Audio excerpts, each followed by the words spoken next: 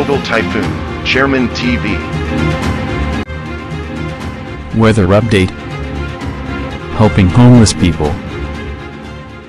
Please subscribe.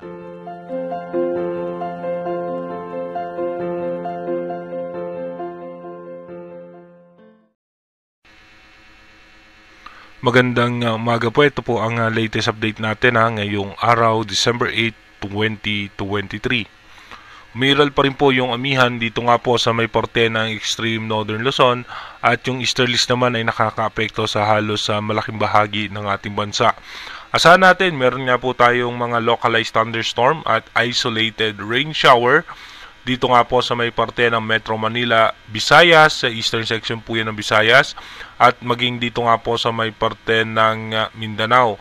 Asahan natin na magiging maayos at maganda ang lagay ng panahon, pero meron tayong mga tsansa ng mga mahihina at katamtamang pagulan o yung mga pag-ambon lamang. At ayon naman po sa latest update ng Advanced Weather Forecast, yung posibleng sama ng panahon dito nga po sa labas ng ating Philippine Area of Responsibility, bumaba na po ang tsansa niya na pumasok ng ating PAR line. At yung posibleng yung extension ng kaulapan lamang nito ay makaapekto dito nga sa may parte ng Mindanao. Dumako na po muna tayo sa ating rain map animation kung saan yung mga lugar na posibleng makaranas ng pagulan. Mamaya nga pong alas 8 ng umaga, asahan natin may tsansa ng mga pagulan dito nga po sa eastern section ng Visayas at dito po sa may parte ng Dinagat Island. Asahan naman natin na magiging magandang lagay ng panahon ng halos malaking bahagi ng ating bansa, pero yung isolated rain shower, asahan natin meron po dito sa may Bicol region, Palawan at maging dito nga po sa may parte ng buong Luzon. Pagdating naman po ng alas 10 ng umaga mamaya, ganun pa rin po yung ating magiging senaryo. At pagdating naman po ng alas 3 ng hapon, asahan pa rin po natin makulimlim na kaulapan sa may Bicol region, Mindoro provinces.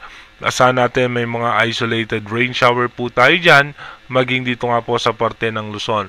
May mga tsansa rin ng mga pulupulong pagulan sa may parte ng Cagayan de Oro, sa may Davao, Zamboanga Peninsula, sa may Sarangani, at natitirang bahagi ng Palawan, may tsansa rin po tayo dyan ng mga pag-ulan. Pagdating naman po ng alas 6 ng gabi, patuloy nga po na magiging maganda ang lagay ng panahon. Asahan na lamang po natin yung mga isolated rain shower. Wala naman po tayo inaasahan na anumang posibleng malalakas na pag-ulan.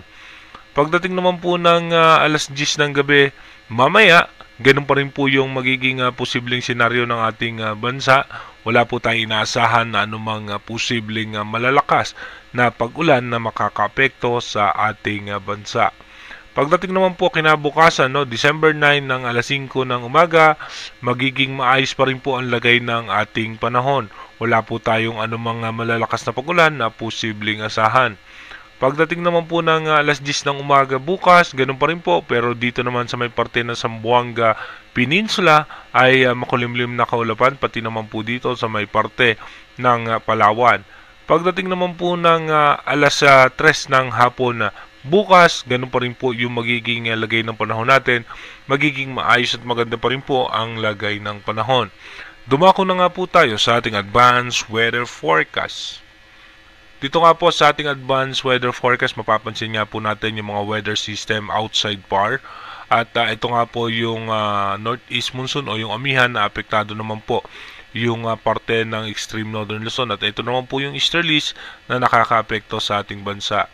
Pagdating naman po ng December 9, ito po yung ating next possible scenario. Easterlies pa rin po yung makakaapekto sa ating bansa at yung northeast monsoon ay posible nga pong humina. Pagdating naman po ng December 10, dito mapapansin po natin na easterlies pa rin po yung makakaapekto sa ating bansa. Pagdating naman ng December 11, mapapansin nga po natin na easterlies pa rin ang makakaapekto sa ating bansa. Asahan po natin na meron tayong maalinsangang panahon o mainit na panahon dahil po yan sa easterlies at yung mga localized thunderstorm na may mga biglaang pagbuhos ng malalakas na pagulan. Magkakaroon nga po ng posibleng sama ng panahon dito nga sa may parte ng Korea. Kaya kung mapapansin nyo nga po na yung ating amihan ay mawawala dahil hahatakin nga po nitong sama ng panahon sa may parte ng Korea. Pagdating naman po ng December 12, Dito po, no, dahil nga papunta na ng Japan yung sama ng panahon, bubugso na muli yung amihan sa ating bansa at magkakaroon tayo ng possible shear line. Pagdating naman po ng December 13, dito po by December 13, easterlies pa rin po, no, nakaka-apekto sa ating bansa at mapapansin nyo naman po may pagbugso pa rin ng amihan. Pagdating naman po ng December 14, dito po magkakaroon ng low pressure area sa labas ng Philippine Area of Responsibility at magkakaroon ng high pressure area naman sa may parte ng karagatan ng Japan. At kung mapapansin nyo nga po, no, na ito nga ay itutulak po niyan yung northeast monsoon o yung amihan at hihina nga po yan at tutulak naman nung high pressure area na ito yung easterlies at magkakaroon ng mga posibleng pag-ulan, mga makakapal na kaulapan na posibleng magdulot ng pag-ulan sa eastern section naman ng ating bansa. By December 15, ito nga po yung sama ng panahon sa labas ng bansa. Yung extension ng kanyang kaulapan ay posibleng magdulot lamang ng pag-ulan, no? Dito nga po sa may parte ng Mindanao. Kung mapapansin natin, dalawang posibleng bagyo ang posibleng dadaan sa may Korea at dediretso po yan sa may parte naman ng Japan, kaya po nagkakaroon ng tsansa na nawawala yung ating amihan. Pagdating naman po ng December 16, mananatili nga po, no, na nakaka-apekto pa rin sa ating bansa yung easterlies at yung sama ng panahon sa labas ng ating Philippine Area of Responsibility ay yung extension ng kaulapan niyan ay makaka-apekto sa dulong bahagi ng Mindanao. At dito nga po mapapansin natin yung muling pagbugso ng ating amihan na makaka-apekto ng muli yan sa extreme northern Luzon. Pagdating naman po ng December 17, dito po may mga pag-ulan nga po tayong aasahan sa parte ng Mindanao at ng Visayas at magkakaroon po tayo ng shear line na magpapaulan naman sa eastern section ng northern Luzon dahil muli sa pagsasalubong ng easterlies at ng amihan. Inuulit po natin yung ating advanced weather forecast is possible scenario pa lamang po yan, malaki pa rin po ang tsansa na magbago po yan. Manatili pa rin po tayong tumutok sa ating advanced weather forecast para malaman nga po natin yung mga posibleng sama ng panahon na makaka-apekto sa ating bansa.